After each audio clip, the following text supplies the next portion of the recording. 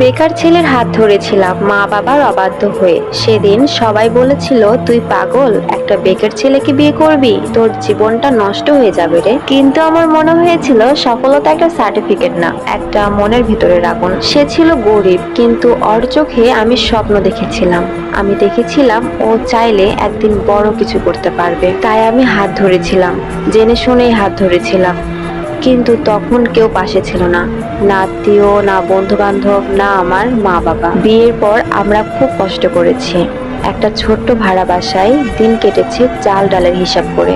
ও বাইরে চাকরি খুঁজে বেড়াতো, আমি ঘরে বসে ওর জন্য রান্না করতাম, মন ভরে দোয়া করতাম, হে আল্লাহ আমার স্বামীকে একটা পথ দেখাও। অনেক সময় আমার নিজের খাবার কমে ওকে দিতাম, ওকে বলতাম তুমি আগে খাও, আমি পরে খেয়ে নেব। সেই সময়টাই অনেকে আমাকে অপমান করেছিল, এই মেয়ের মাথা খারাপ, একটা ব্যর্থ ছেলেকে নিয়ে জীবন পার করছে। আর আমার মা বাবা, তারা তো আমাদের সঙ্গে কথা পর্যন্ত বলতো না। আমি শুধু একটা কথাই বিশ্বাস করতাম, একজন নারীর সবচেয়ে বড় শক্তি তার বিশ্বাস। আমি ওকে বলতাম তুমি পারবে, আমি জানি, শুধু দয়া করে হাল ছেড়ো না, আমি আছি তোমার পাশে। ও একদিন বলেছিল, তুমি না থাকলে আমি বাঁচতাম না, তুমি আমাকে মরে যেতে দাওনি। এই কথাগুলো আমাকে আরো শক্ত করতো। আমি নিজের পরিবারকে মিস করতাম, তবুও ফিরে যাইনি, কারণ জানতাম আমার স্বামী একদিন জিতবে। তারপর একদিন ওর ছোট একটা বিজনেস শুরু হলো, নিজে হাতে খাঁটি পরিশ্রম দিয়ে সে বড় করলো সব। আমি দেখলাম যে মানুষটাকে সবাই অবহেলা করেছিল, সে আজ এক একটা সমস্যাকে নিজের দক্ষতায় জিতে নিচ্ছে। সময় একটু একটু করে বদলাতে লাগলো, অফিস বড় হলো, কর্মচারী বাড়লো, আজ সে একটা বড় কোম্পানির মালিক, লাখ লাখ টাকার প্রজেক্ট চলে তার হাতে। আর আমি এখন শুধু তার স্ত্রী না, আমি তার স্বপ্নের অংশ।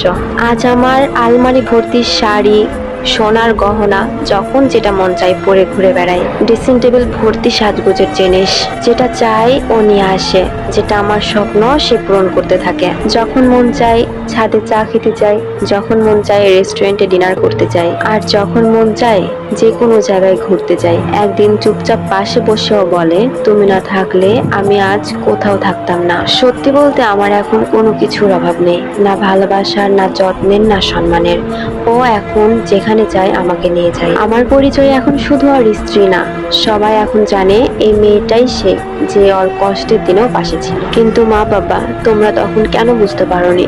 ভালোবাসা যখন সত্য হয় তখন সে নিজের রাস্তা খুঁজে নেয়। তোমরা যদি তখন একটিবার পাশে থাকতে, আমার কান্নাগুলো তোমাদের কানে যেত।